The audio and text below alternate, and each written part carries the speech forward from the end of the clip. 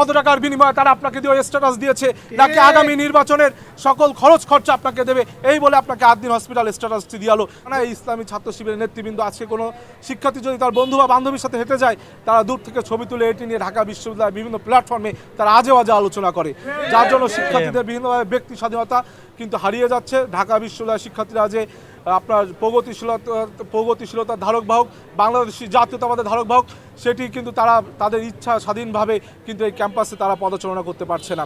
আমি শিক্ষার্থীদের বলবো, আপনারা মনে রাখবেন, আজকে আপনারা দেখবেন গত কয়েকদিন আগে আমি বলেছিলাম যে ডাকসু ভবনে ফ্যান ছিল, আমাদের মসজিদেও এসি ফ্যান ছিল, কিন্তু আমাদের নারী শিক্ষার্থীদের হলগুলোতে ফ্যান ছিল না, বা অনেক হলে ফ্যান আছে, সেই ফ্যানগুলো অবস্থা নাজুক।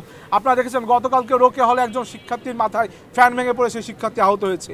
আমি সেই প্রসঙ্গে বলেছিলাম যে নারী শিক্ষার্থীদের হলে ফ্যান নেই বা ফ্যানের অবস্থা নাজুক, সেখানে ফ্যান লাগানোটা নেসেসিটি, কিন্তু আমার যেখানে ফ্যান আছে ডাকসু ভবনে সেইখানে এসি লাগানোটা আমি বলেছিলাম লাক্সারি। কিন্তু একটি ভুয়া ফটোকার্ড ছেড়ে তারা লিখেছে আমি নাকি বলেছি মসজিদে এসি লাগানো লাক্সারি। এই যে মিথ্যাচার, এই যে ভণ্ডামি, এই যে প্রতারণা, এই বিচার আমি ঢাকা বিশ্ববিদ্যালয়ের শিক্ষার্থীদের কাছে দিলাম।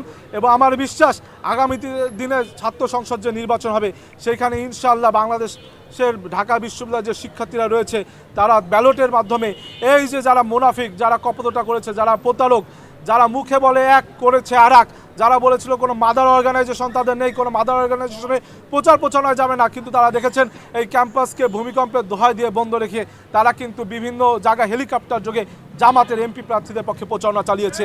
আরেকটি দুঃখের বিষয়, এই ডাকসুর তথাকথিত ভিপি সাদিক কায়েম গতকালকে 8 দিন হসপিটাল নিয়ে একটি বক্তব্য দিয়েছে, স্ট্যাটাস দিয়েছে।